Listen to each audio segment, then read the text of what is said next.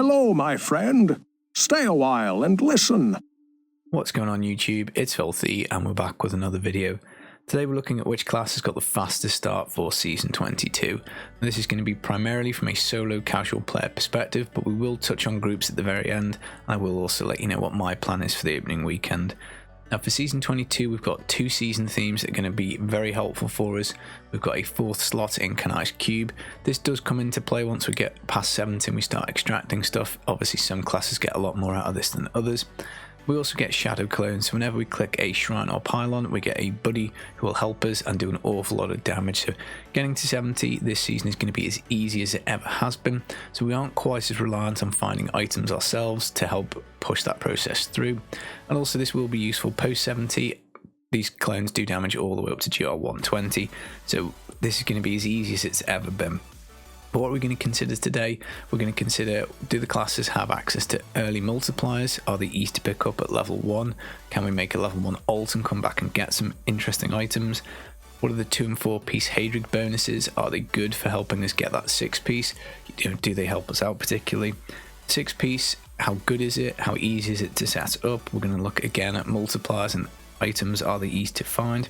In the background I'll put some footage of some speed builds with every single set, and we will have D3 planner links to all of these builds so you can have a little look around yourself. We'll also be using D3 planner Kadala. Again, I will link that in the description for you. Now I would say this is obviously an opinion base. This is my personal opinion, having played all of these sets on PTR. You're welcome to have a different opinion, you're welcome to voice it in the comments. People do read them and we can sometimes get some good tips and discussion going, so do jump in with any thoughts if you don't like the list or if you've got anything constructive to add, always welcome. Now I will say before we get going, there are no bad starts this season. 6 out of the 7 classes get arguably their best set. It's only really the Barbarian that doesn't have its top tier set, which would be Wrath of the Waste, so it does not matter which one you pick, you're going to have a pretty good time. But obviously we are still going to rank them. Now before we get into it, if you are new to the channel, do consider subscribing if you enjoy this video game. I make tons of D3 content. Come see me on Twitch and say hello if you can. I do stream 3-4 times a week. Other than that guys, a thumbs up always brightens my day. But before we get going, just a reminder, don't do your challenge rift until after the season has started and you've made a seasonal character. This will give you a challenge rift cache and that will have tons of mats in, and that will help you out an awful lot in getting up to 70. But kicking us off in last place, it's going to be the Barb. Breaks my heart a little bit, I do love the Barb, it's one of my favourite classes, but I just think the Savage set in terms of all the Hydrigs is probably the weakest on offer. This is what we're going to be building. Let's start at level 1. Now with the Blood Shards we can get Braces of Destruction or Braces of the First Men. Both offer a pretty nice damage multiplier, obviously to Seismic Slam or to Hota. Now with the upgrade you've got a fairly decent chance of getting something nice. I would recommend two-handed mighty weapons, and you're going to either get Gavel of Judgments to buff up Hota, which obviously would pair well with the braces. Same for the Fury of the Vanished Peak, this buffs up Seismic Slam, so one of those two is pretty much jackpot. You can obviously roll your Blood Shards to correspond. Bastion's Revered isn't the worst pull in the world now because obviously we're going to be building a Frenzy Barb, so this obviously stacks Frenzy 10 times, which is really nice. Blade of the Tribes got buffed this patch, so again it's not the worst shout in the world. You've only really got the IK Boulder Breaker and Maddox Sorrow, both of which are a bit poo, but other than that, you've got a pretty easy time of it.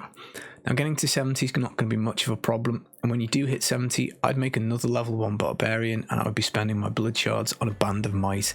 Even though you only get a level 1 copy, you can extract this into the cube for 80% damage reduction, so Barb, you're not going to have any toughness problems at all. We're then going to get to work building this Savage set. Now, the 2-piece Savage, we get double the effectiveness of our shouts. We also deal double damage to feared, frozen or stunned enemies. Now, Frenzy's got one of the runes that stuns, so you can obviously take that early. Fear, frozen, there are things that you can do as the Barb to proc this, and it's pretty good as a 2-piece goes. Now, the double shouts is also pretty nice because again, there are some really good ones for Barb. And 4-piece is going to give us 6% damage reduction per Frenzy stack, and also make Frenzy last twice as long. When you do finally pull a Bastion's Revered, again there's not that many two-handed weapons, you're going to get 10 stacks, so that's going to be a pretty nice damage reduction. So 2 and 4 pieces are actually pretty good for this. We also then on the 6-piece get this 1000% damage increase, so Bastions is double damage when you do find it. Now other than that, multipliers are pretty easy to come by. We've got the Oathkeeper here, there's only 8 one-handed mighty weapons in the loot pool, so this is fairly easy to get, it's not terrible. Depth Diggers you'll be rolling blood shards for. It gives you a double damage modifier, pretty easy to pick up. There's not many pants in the pool. An undisputed champion, sure, Barb does have a lot of belts, but again, it's a blood shard roll, so it is pretty cheap. Your weapon here, you can pretty much take anything, albeit this is best in slot, so all in all, this comes together very quickly. Now, if I'm saying that the leveling to 70 is fine, the 2 and 4 piece are good, the build is quick to put together, why the hell have I put it in 7th? Well, the reason mainly is because it just suffers. It is the worst Hydrix, I think, out of all the 7 on offer. For 800 Paragon speeds, we were doing 90s. We could do them in 3.5 minutes, but a lot of the time it was straight into 4.5. And if you compare it to any of the other starting sets, because it's so single target focused, I do just think it falls behind a little bit. Now, if you just want to play Frenzy all season long and you're not really too bothered, then this would shoot way up in the queue, because as I say, it is pretty easy to put it together. But if you're looking to do T16 very fast, if you're looking to do bounties very fast, if you're looking to do speed GRs, then this probably would be back of the queue, which is why it's in 7th. For a push build, it is really good. We could do 108 again with 800 Paragon, so it is strong. It's, you know, no slight on the Barb, but at the moment I just think this is probably my last pick, I guess, for the Hydrix. But yeah, Barb unfortunately gets in 7th. So moving us into 6th, we have the Wizard, and we're going to get the Hydra set out of our Hydrix bag.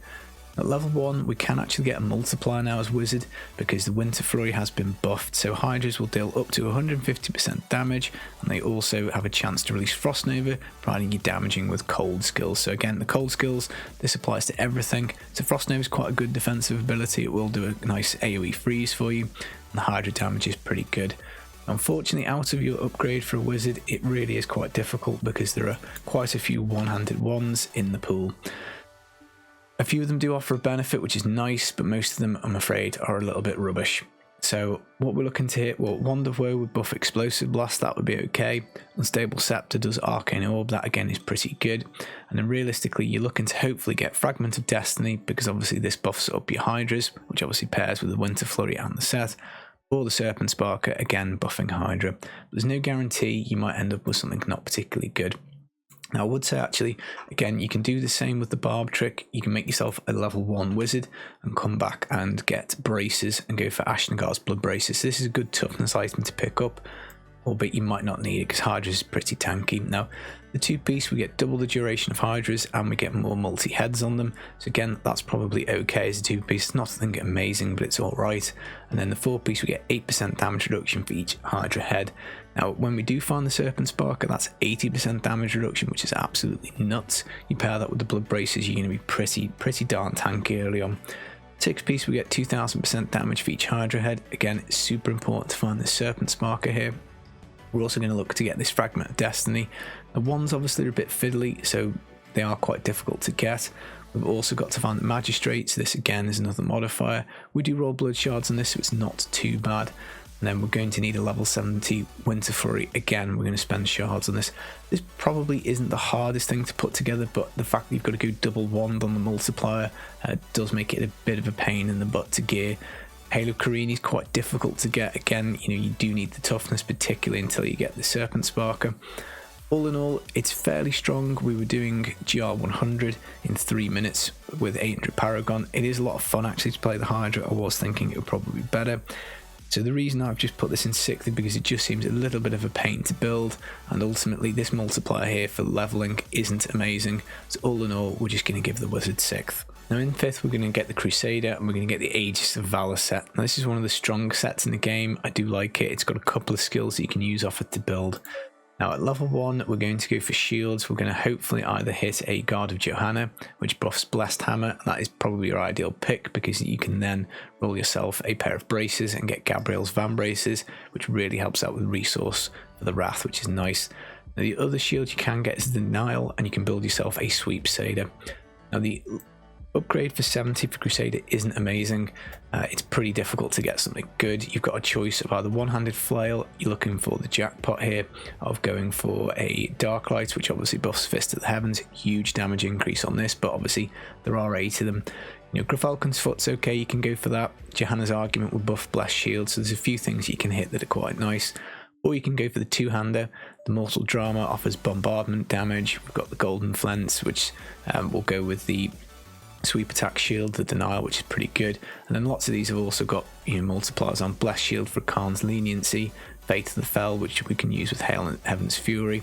And some of them are a little bad. Now, if you do get the flail or the charge, that's okay, because that's going to help you out a lot when you do get to 70. So not amazing for the multiplier, and there's not really too much to come back and guess at level 1. There's nothing really here that is of particular interest, unless, let's say, you want to build yourself some hammers when you do get up to 70. Now, the 2-piece is quite nice. We do actually get some damage here, so we can charge up our shotgun, so we get 300% damage on the shotgun blast. That is pretty good. 4-piece, we get some wrath management and damage reduction. Again, actually fairly handy because we generally are quite starved of resource when we get to 70. So again, pretty good 2 and 4-piece bonus. And 6-piece, we get this Fist of Heaven's Fury 20k damage mod. That's one of the reasons I think that makes this quite good, because it is flexible. I've suggested Fist of Heaven's to build, but you can also do shotgun. Now, it's not going to take too long to get a Dark Light. As we saw, there's not that many in the pool. The Norval set can be a bit of a pain. You obviously roll shards for the shield, you do upgrades for the flail or the charge. But one thing I would say is if you do get lucky and this pops out, then this is a 400% modifier. So even before you get your 6-piece, you can get that as a pretty good damage mod. The cassette's called Righteousness is a belt, so again that's shards, so it's not too bad to pick up. So all in all, because this is pretty easy to get, because we've got this again on shards, we do have some flexibility with what goes here until we find this novel set. I think this is a fairly fast one to actually put together. Now, Crimson's is something that I would recommend getting, so that is a slight pain, because obviously that does mean doing bounties, but you can play Fist of Heavens without this, but this is ultimately what I'll be looking to set up. Now, I think given that how strong the speed build is for this, given that there are a couple of options, that's why we're going to give this 5th place, because it is just pretty powerful and pretty flexible. And in 4th we have the Monk, which is going to get the Patterns of Justice set. Now this is a really strong starting set. It is a little bit fiddly to put together in a certain respect, but it is very powerful. Now at level 1 on the Monk, we're going to basically go for braces. We've got 3 really good choices here. Pinto's Pride, which buffs Wave of Light, which is nice. Gundo gear has been buffed again, so we do get more damage on Exploding Palm. And then Caesar's Memento. This obviously pairs tremendously well with Tempest Rush and is a modifier that we're going to go for. In terms of upgrades, I'm afraid we're absolutely bang out of luck with the Monk. There are a bazillion fist weapons in the pool, so I think there's 14 of them, so it's really unlikely you're going to hit the Wan Kim Lao, which obviously would be your number 1 pick, I guess, because it pairs so well with Patterns of Justice. You can go for 2-handed Dabos. Obviously there are a couple in here that do buff up things like, you know, we've got here Wave of Light being buffed. We've obviously got the Balance, which buffs the Tempest Rush. Flying Dragon gives you potentially double attack speed. So there are a couple, but ultimately you're going to be quite lucky, I think, to get anything out of it. Now, coming back for level 1 Monk, obviously we can pick up the Caesars, which is great, because this obviously pairs really well with the Patterns of Justice. So the 2-piece Sweep and Wind gains every rune. We also get a bit of move speed. Again, for a 2-piece, that's quite nice. The extra move speed early on is quite good. 4-piece, obviously the set revolves completely around Tempest Rush, but we get damage reduction and we also get Spirit Regen. Again, that's very nice. Tempest Rush is kind of thirsty. And we do get this pretty big Tempest Rush damage increase on the 6-piece. Now, the Wan Kim Lao is going to be the sticking point here. There are 14 fist weapons, so upgrading this will be a little bit of a pain, but offsetting that, Caesar's Memento you'll have in the cube pretty easily. We can also go for Balance, which again, it's not that hard to get. Mantle of Channeling we can get pretty easily. That again is Blood Shards. So you can put most of these modifiers together here. Again, we're quite flexible with this other weapon. Echoing Fury, Vengeful Wind, you know, Azarath. There's plenty of other things that can go here. So realistically, this is the only piece of the puzzle that is a little difficult to get, but the rest of it is quite good. Again, it's another one where I tend to run Crimsons, but you don't have to. The build functions perfectly well without it, but it is obviously extra damage. Now, why have we given this 4th if it's so fiddly? Well, I just think the absolute power of this and the fact that it has a lot of move speed, once you do actually pop this Wan Kim Lao out, I do think it does absolutely take off. It does pop off a lot. So we were doing 99 in like 2-3 minutes max with only 800 Paragon. It is a very fun build. It's very easy to play, again, for casuals. It's very fast for keys, and it's just so comfortable, and it is very, very nice. So I do think this, when you do put it together, it's probably one of the best starts you can get in the game. And ultimately, again, there's quite a few flexible pieces here. There's lots that we can do with it. So yeah, Monk gets 4th for me. Now in 3rd, I've gone for the Witch Doctor. We're going to get the Mundanugus out of our Hadrig's bag. It's a very strong set, but I don't really like the 2 and 4 pieces too much. Now at level 1 we can get one of the best items in the game at level 1, which is the Gazing Demise. You can put this in your cube and you don't even need to worry about your upgrade. This is enough power to get you to 70 really fast. You can also do a lot of massacre bonus leveling with the Witch Doctor, because obviously you've got such access to damage over time effects and also to pets. Now I probably would still upgrade something, so I would go for ceremonial knives. Again, unfortunately there are quite a lot in the pool, but ideally you're looking to hit a Barb, which buffs up Spirit Barrage. You also got Sacred Harvester, which is quite nice. You could find yourself a Dagger of Darts, which has got a pretty good multiplier on it. Even Vu's Juicer, we can get some extra runes on Spirit Barrage, so again that pairs really well with the Gazing Demise. So ultimately it's fairly good. Now let's say you end up completely bust, bad out of luck, you can always come back, make a level 1 Witch Doctor and come back and get this Gazing Demise here, and it goes in the cube. Now Mundanugu's 2-piece, pretty rubbish. Big Bad Voodoo follows you and lasts twice as long. That's a very minimal benefit. We just get damage reduction on the 6-piece. Fortunately, Gazing Demise is very powerful, so if we can find any items that support this, so Ring of Emptiness, the Barber, a Sacred Harvester, or Echoing Fury, Wormwood, once we've found a Ring of Emptiness, we can juice this up a little bit. But really it's the 6-piece, isn't it? The 6-piece 20k damage mod and also mana regen chucked on top. As soon as you find the Barber, you're going to be absolutely flying. You do also have the Ring of Emptiness, as we say, which can be a little fiddly because rings are a little hard to come by. But the good news is there's so many options with this. I found when we were doing the speed guide, which was like 95 to 100 in 800 Paragon, again 3 to 5 minutes. There's loads of options. You've got this one as an essential, you've got this one as an essential, but other than that, you can do Crimsons. You don't have to do Crimsons. You can do Compass Rose and Traveler's Pledge. You can do Convention of Elements. The Kumbis is pretty nice to get for damage reduction against its blood shards rolled on this. So ultimately there's not too many pieces from Mundanugu. You've only really got to get this Barber, and this could go in the cube whilst you're waiting. So you've only really got the one item to pick up here, and you're then pretty much set for a very fast build. Obviously Ring of Emptiness helps a lot, but again it's not too bad to find. So all in all, I think Mundanugu early on is very fast. You've got tremendous cooldown with the Grave Injustice passive, and as soon as you do start putting this together, you will be flying through the content. I do think probably out of the rest of the starting sets, it maybe fizzles out. It's probably not as strong as some of the other ones at like the kind of 100 speed to 800 Paragon, but it is still a very solid option and it is very fast, so it does offer you a pretty good start, which is why we've gone for third. Now in second, I've gone for Necromancer. This obviously is my favourite class in the game, so I'm a bit of a Necro fanboy. Now we're going to get the Masquerade Burning Carnival. Now this, when you do get it set up, I think is the best build in the game. I do think it is probably the number one big hitter, albeit only just. The 2 and 4 pieces aren't great, but one of the main reasons we can level the Necro so fast is because it just has such an easy time of things. At level 1 you can get Corpse Explosion Gloves, the Grasp of Essence. These have been buffed. The Corpse Explosion skill has been buffed last season. They really hit very hard. Now you can also, with your upgrade, get a guaranteed multiplier in the cube because there are only 4 two-handed scythes in the pool, all of which offer multipliers. Normally speaking, we say this one is the worst, but obviously it pairs with Bone Spear, so it is usable with your Hydrix, which is good. Blood Tide is amazing, loads of damage on high target enemies, so if you get loads of enemies in 25 yards it wrecks. Shadow Hook more damage, Nair Splat Death poison damage, so it's a pretty easy time. When you do get your Necro up to 70, again you can come back at level 1. If you miss the Grasp of Essence you can pick them up. You can also pick up a Skeletal Mage Ring, so the Circle of Nilusia Vol, if you want to go get it. So again, you can build yourself mages pretty easily. Now the set itself is a bit weird because Simulacrums gain all runes on the 2-piece and the cooldown is refreshed when you die. We also get damage reduction, crazy damage reduction when we have our Simulacrums up, so it's about 80+%, so it is pretty tanky. The problem with the Simulacrum is it's on a long cooldown, and until you get this Haunted Vision necklace, those things don't really work out too well.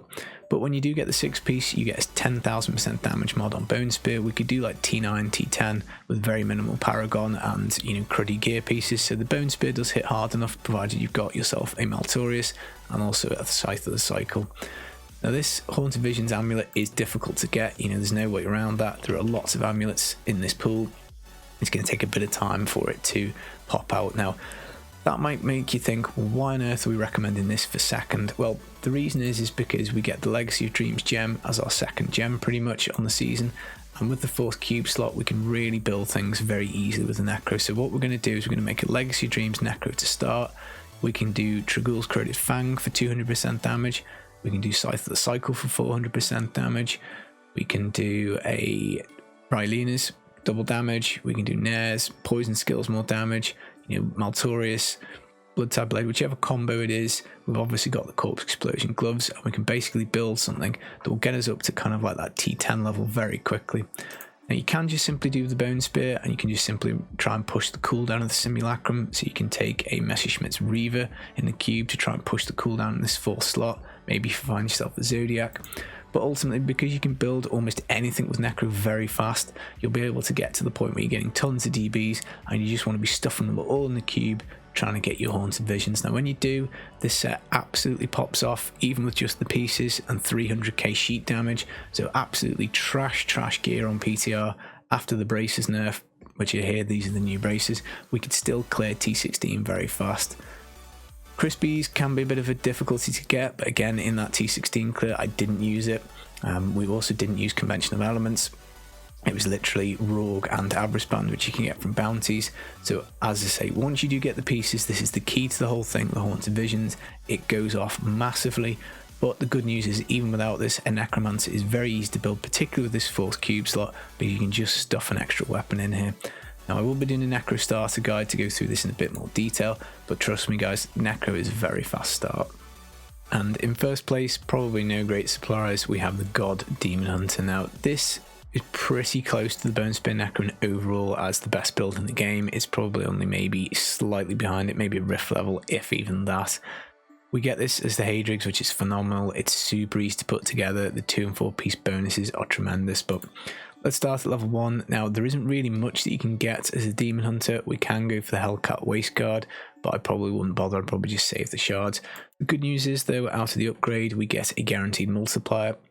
And we do this with a dagger, so we can either get Carle's Point, which buffs Impale, or a Greenstone Fan, which will be buffing Fan of Knives. Now, neither of them are probably as good as they sound. They both do sound pretty good, but honestly, sometimes it can be a little clunky and slow.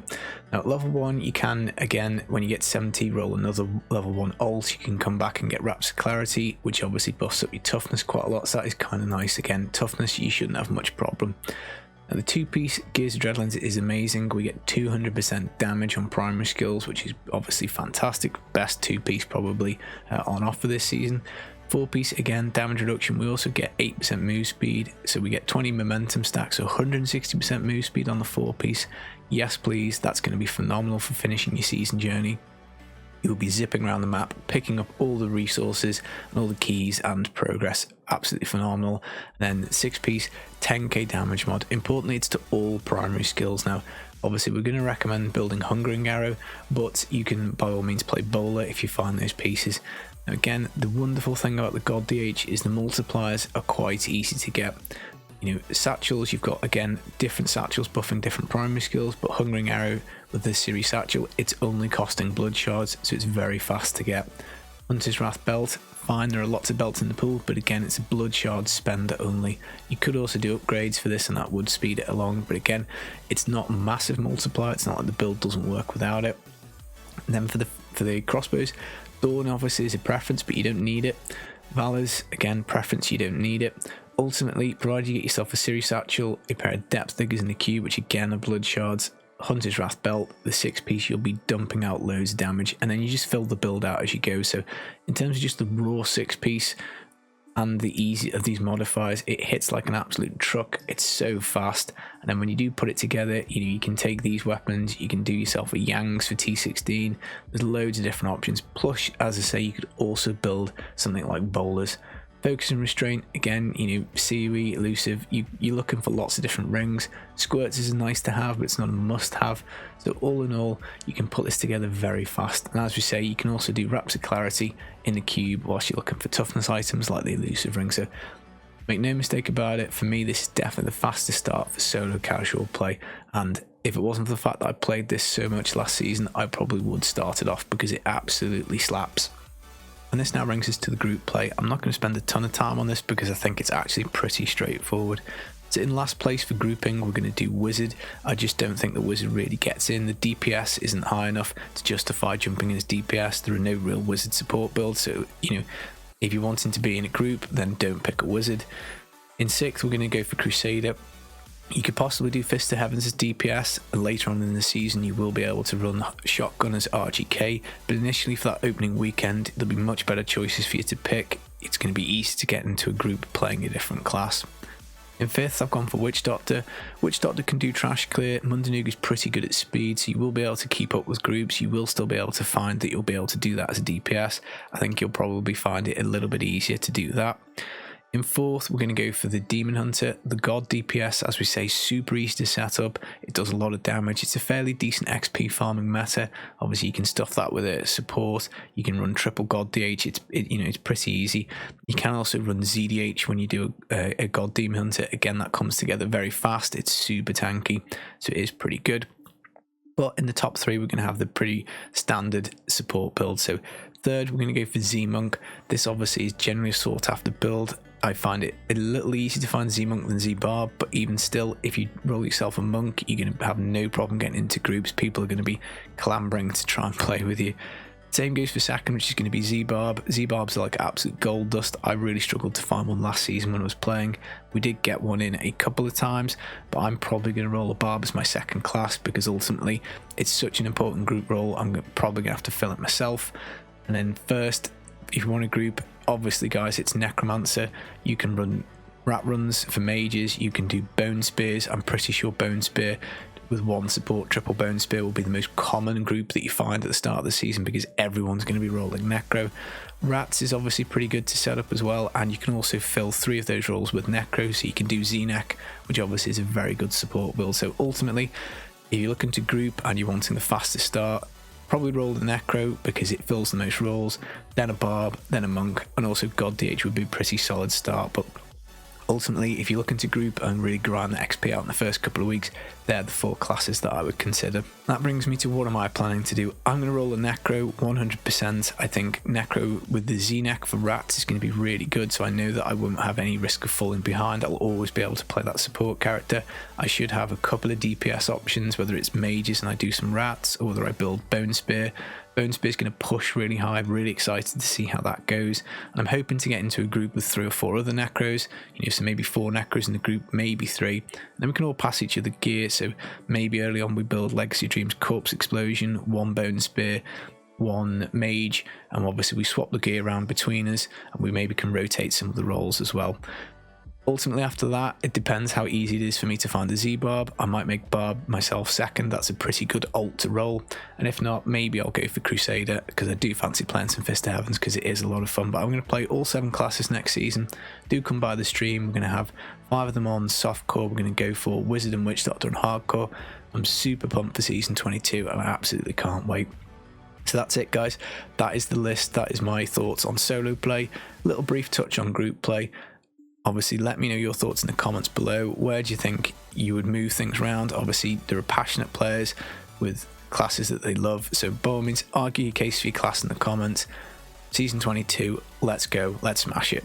I've been the Filthy Casual. I'll speak to you again real soon. Take it easy. Peace.